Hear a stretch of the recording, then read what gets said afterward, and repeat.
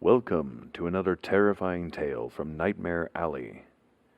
If you enjoy what you hear, please consider subscribing to our channel and providing us some feedback in the comment section.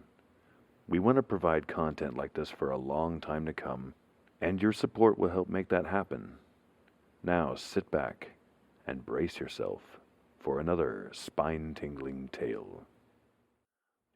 The Dualitists, or The Death Doom of the Double-Born, by Bram Stoker. Chapter 7, A Cloud with Golden Lining. Tommy and Harry sat in the arbor, dejected and disconsolate. They wept like two Alexanders because there were no more worlds to conquer. At last the conviction had been forced upon them that the resources available for hacking were exhausted.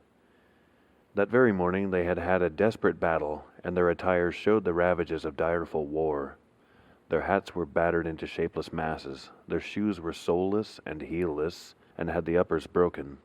The ends of their braces, their sleeves, and their trousers were frayed, and had they indulged in the manly luxury of coat-tails, these too would have gone. Truly, hacking had become an absorbing passion with them. Long and fiercely had they been swept onward on the wings of the demon of strife, and powerless at the best of times had been the promptings of good. But now, heated with combat, maddened by the equal success of arms, and with the lust for victory still unsated, they longed more fiercely than ever for some new pleasure. Like tigers that have tasted blood, they thirsted for a larger and more potent libation. As they sat with their souls in a tumult of desire and despair, some evil genius guided into the garden the twin blossoms of the tree of Bub. Hand in hand, Zachariah and Zerubbabel advanced from the back door. They had escaped from their nurses, and with the exploring instinct of humanity advanced boldly into the great world, the terra incognita, the Ultima Thule of the paternal domain. In the course of time they approached the hedge of poplars, from behind which the anxious eyes of Harry and Tommy looked for their approach, for the boys knew that where the twins were, the nurses were accustomed to be gathered together, and they feared discovery if their retreat should be cut off. It was a touching sight, these lovely babes, alike in form, feature, size, expression, and dress, in fact so like each other that one might not have told either from which. When the startling similarity was recognized by Harry and Tommy, each suddenly turned, and grasping the other by the shoulder, spoke in a keen whisper, "Hack, they are exactly equal. This is the very apotheosis of our art." With excited faces and trembling hands, they laid their plans to lure the unsuspecting babes within the precincts of their charnel house. And they were so successful in their efforts that in a little time the twins had toddled behind the hedge and were lost to the sight of the parental mansion. Harry and Tommy were not famed for gentleness within the immediate precincts of their respective homes, but it would have delighted the heart of any philanthropist to see the kindly manner in which they arranged for the pleasures of the helpless babes. With smiling faces and playful words and gentle wiles they led them within the arbor, and then, under the pretense of giving them some of those sudden jumps in which infants rejoice, they raised them from the ground. Tommy held Zachariah across his arm, with his baby moon face smiling up at the cobwebs on the arbor roof, and Harry, with a mighty effort, raised the cherubic Zerubbabel aloft. Each nerved himself for a great endeavor, Harry to give, Tommy to endure a shock, and then the form of Zerubbabel was seen whirling through the air around Harry's glowing and determined face. There was a sickening crash, and the arm of Tommy yielded visibly. The pasty face of Zerubbabel had fallen fair on that of Zachariah, for Tommy and Harry were by this time artists of too great experience to miss so simple a mark. The putty-like noses collapsed. The putty-like cheeks became, for a moment, flattened, and when, in an instant more, they parted, the faces of both were dabbled in gore. Immediately the firmament was rent with a series of such yells as might have awakened the dead. Forthwith from the house of Bub came the echoes in parental cries and footsteps. As the sounds of scurrying feet rang through the mansion, Harry cried to Tommy, "They will be on us soon. Let us cut to the roof of the stable and draw up the ladder."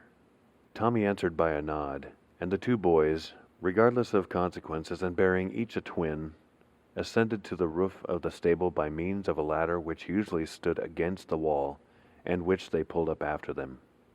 As Ephraim Bubb issued from his house in pursuit of his lost darlings, the The sight which met his gaze froze his very soul.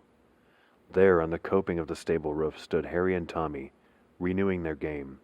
They seemed like two young demons forging some diabolical implement. For each in turn, the twins were lifted high in air and let fall with stunning force on the supine form of its fellow. How Ephraim felt none but a tender and imaginative father can conceive. It would be enough to wring the heart of even a callous parent to see his children, the darlings of his old age, his own beloved twins, being sacrificed to the brutal pleasure of unregenerate youths, without being made unconsciously and helplessly guilty of the crime of fratricide. Loudly did Ephraim and also Sophonisba, who with disheveled locks had now appeared upon the scene, bewail their unhappy lot and shriek in vain for aid. But by rare ill chance no eyes save their own saw the work of butchery or heard the shrieks of anguish and despair. Wildly did Ephraim, mounting on the shoulders of his spouse, strive but in vain to scale the stable wall.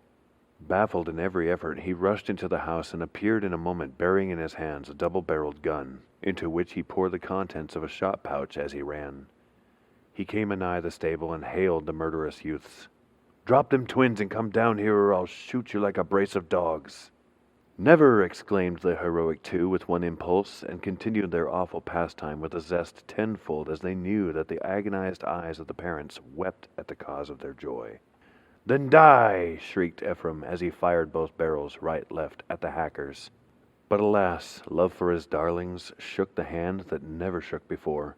As the smoke cleared off, and Ephraim recovered from the kick of his gun, he heard a loud two-fold laugh of triumph and saw Harry and Tommy, all unhurt, waving in the air the trunks of the twins.